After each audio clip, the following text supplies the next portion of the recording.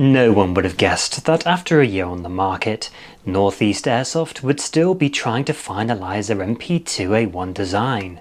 With every batch, they change something that further improves its reliability and performance. I made a video featuring the initial release unit, and yes, the externals are 5x5. The reliability and general shootability was a devastation. It looked and felt amazing, but underneath it was plagued with issues. So she was stunning, but there was nothing else going on beyond that. Education, such as in South Africa, the Iraq, everywhere such as. See what I mean? That girl is basically the Northeast UZI SMG. Looks is all it has, if you're a gentleman that prefers blondes. I prefer a crazy brunette instead. I think you can break me.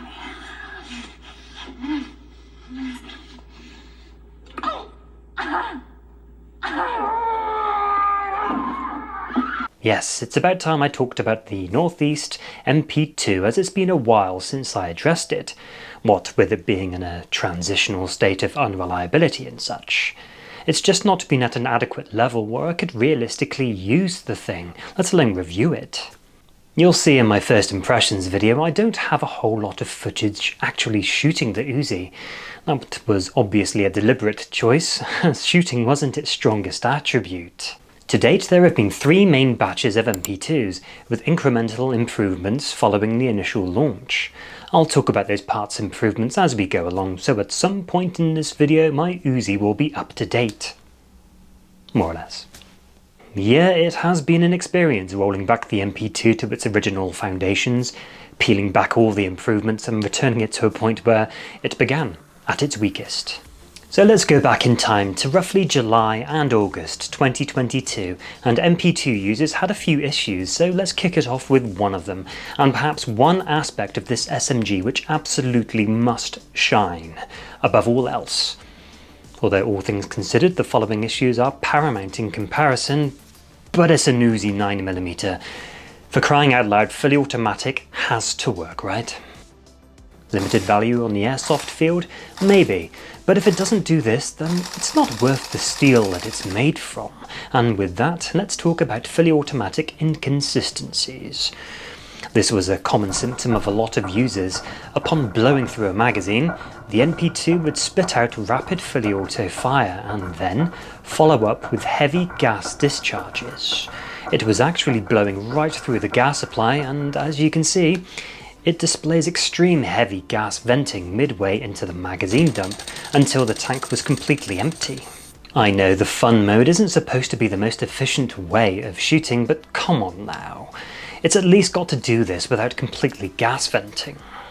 Inconsistent fully automatic is caused by one particular component, and on a much grander scale, a series of events from others, including a long nozzle travelling distance, combined with a return spring that might have needed to be slightly stiffer, and also the short stroke buffer would assist the bolt's return journey slightly faster than it takes the nozzle to get back home, and the bolt would already be set on a path to begin the firing sequence again, which you can absolutely see by these frames here, as the gas is being ejected long before the bolt assembly can reach the gas route. The original valve knocker lock unreliably does not get engaged, so the system freely spews out gas in a runaway fashion. In those early days I decided to forage for solutions on one of the best platforms for Gas GunInfo to exist, since the original Gas GunInfo website went gently into that good night, and the Heavy Recoil Club Discord server became prime hunting ground for all the technical guidance you could ever want. The thing is with me, while I have my rare moments where I can solve things on my own, I will always refer to the experts. Don't let my well-spoken voice and charming personality deceive you. I'm not an expert. I don't actually know how gas guns work. From what I've managed to understand at this point is that there are micro wizards that live inside these things. I'm a wizard, mind you! And will use very dark, powerful magic to channel gas from the magazine and into the nozzle.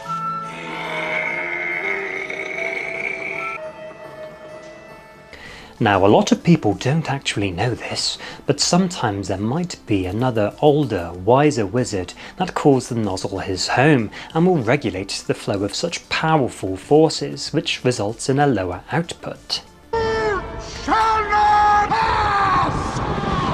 As you would need a microscope capable of peering down to the atomic level, I'm gonna hazard a guess that none of you out there actually have access to one of those, so you'll just have to take my word for it. I was able to combine knowledge gained from a few users on the HRC group and also the Explosive Enterprises UZI video, a review you should definitely look up by the way. And first, I tried removing the short stroke buffer. Fine magician you are, go back to juggling apples. Next I made use of a WE MP5 nozzle spring, which is actually a little bit stiffer.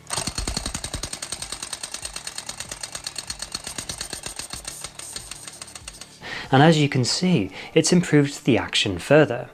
These solutions when combined would provide twice the reassurance that it'll maintain cycling. It might not be the correct resolution, but for the period of time that I was in at that stage, it was a method which delivered results. Now we come around to the major failure of my UZI and we arrive at stoppages. Now this is exaggerated by more than one flaw in the system. The UZI taking upon itself to go on strike every time I wanted to use it relegated it to nothing more than an expensive paperweight. Sometimes the UZI was lucky enough to fire 10 shots, and the issue was isolated to that dreaded valve knocker lock, and the bolt was having a difficult time in resetting it. Some early supposed fixes, not to be taken seriously, ranged from beating the top cover with a hammer to bending the top cover rear engagement piece upwards to create more down pressure on the bolt carrier in hopes that it engaged the locker properly.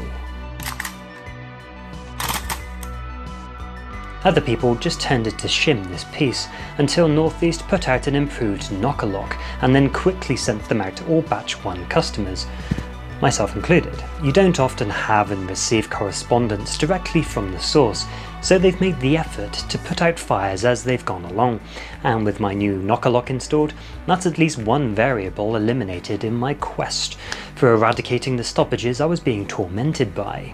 Moving on to the second phase of my problem, and we concentrate on the magazines because it would fail to feed those rounds. BBs would get stuck somewhere inside the BB channel. Luckily for me, Northeast wasn't far behind and introduced new BB followers for the feed jam issues as part of the batch 2 improvements. In this update they contain a polymer BB follower, a base plate and new feed lips.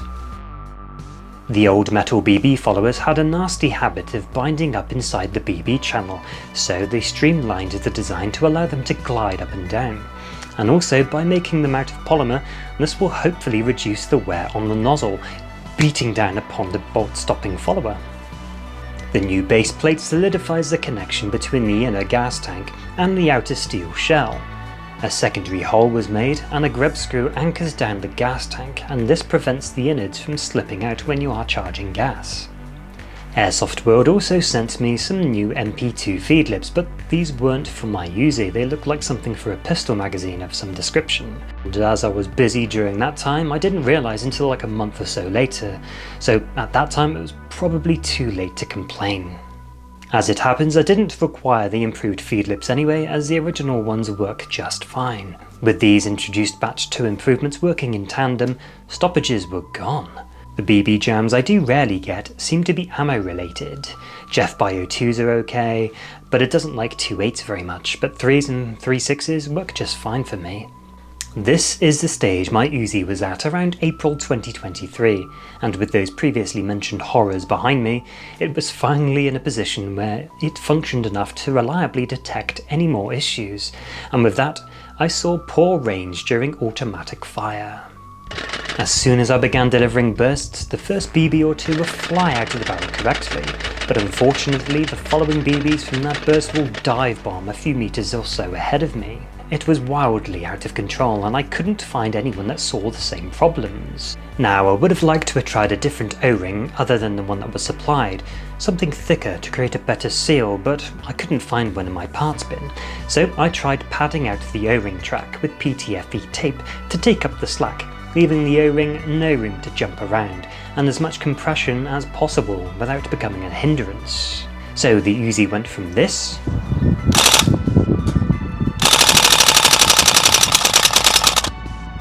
to this.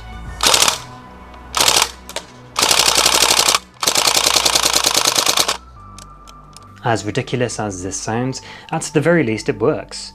The nozzle has a solid compression, to the point where it consistently blasts out streams of automatic fire into the horizon.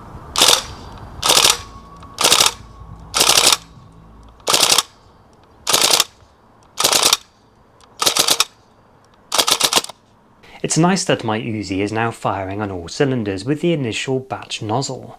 Fast forward to mid to late 2023 and it's time for that batch 1 nozzle to step aside and introduce Northeast's most recent refinement with the batch 3 upgrade pack with its new nozzle, barrel spacer and short stroke buffer.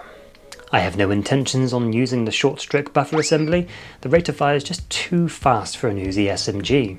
Plus the barrel spacer, I'm told, will reduce the velocity on batch 1 units.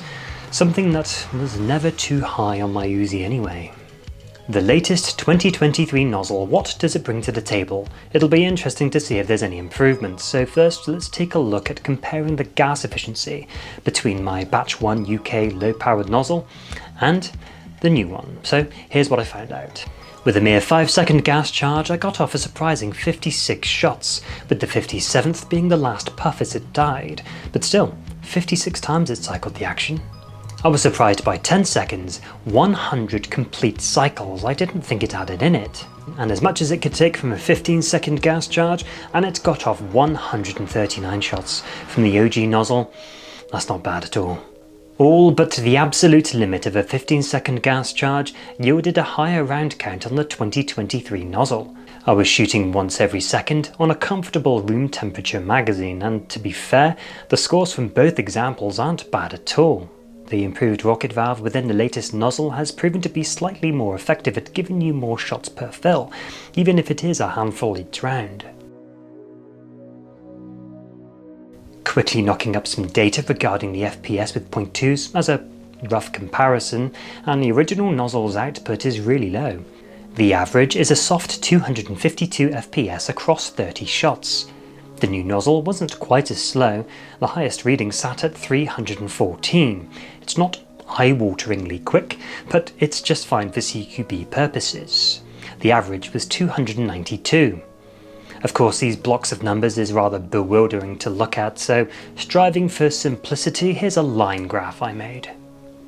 The new batch nozzle has a higher speed, but its descent is greater.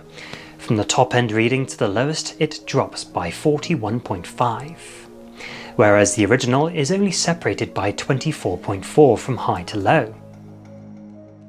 And now my UZI is finally up to date, apart from the improved BB feed lips and the short stroke buffer, which I think would be far better if you pair it with the new steel bolt.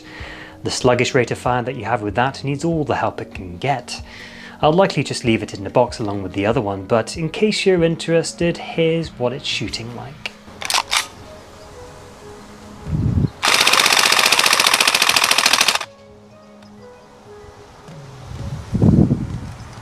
The Northeast UZI MP2 is finally at a stage where I can begin to enjoy it for the submachine gun that it is. Not only looking great, but it's also at a standard which it should have really been from day one. And now, and only now, I get to enjoy it. The next time you might see me back talking about this SMG is when the review comes out, so I hope to see you then. Thanks for joining me today, it's always a pleasure to make videos for you all, and if you enjoy my content, subscribe to the channel. If you want to go that extra mile, you can always like, share and donate too, link is in the description. For regular updates, you can find me lurking around on Facebook and on Instagram, so until next time, take care my friends.